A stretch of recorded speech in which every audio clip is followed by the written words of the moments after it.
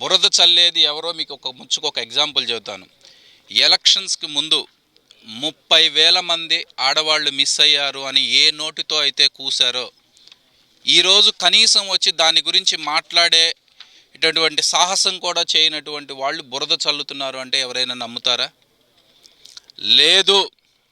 వాలంటీర్లే ఈ విధంగా వాళ్ళని కిడ్నాప్ చేసి మొత్తం ఇవన్నీ చేస్తున్నారు అని ఆ రోజు వాళ్ళ మీద ఆరోపించారు. అదే వాలంటీర్లకి 10,000 మేము జీతం పెంచి తీసుకుంటాము అన్నారు. ఇంతకన్నా బురద చల్లటం అనేది ఉంటుందా?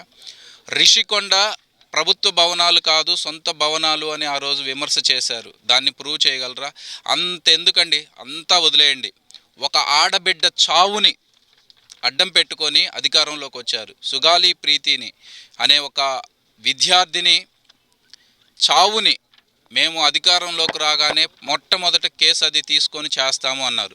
నిజంగా ఆయన గనక ఏదైతే సనాతన ధర్మాన్ని నమ్ముతున్నారో ఆ సనాతన ధర్మంలో స్త్రీకి ఎంతో ప్రాముఖ్యత ఉంటుందండి.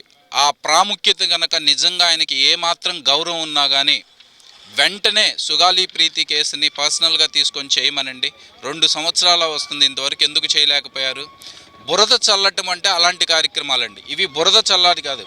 మేము ఇక్కడ లైవ్లో చూపిస్తున్నాము ఈ రోడ్ల పరిస్థితి ఎలా ఉంది అనేది చూపించి ప్రజల తరపున మేము ప్రభుత్వాన్ని ప్రశ్నిస్తున్నామే కానీ ఎక్కడా బురద జల్లే విషయాలు అయితే ఏం చేయట్లేదండి.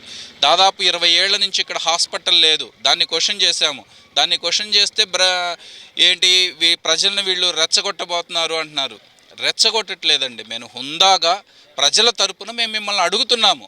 చేతనైతే చేయండి, లేదు మాకు చేతన కాదు అని పక్కకు తప్పుకోండి అని మాత్రమే మేము అడుగుతున్నాం.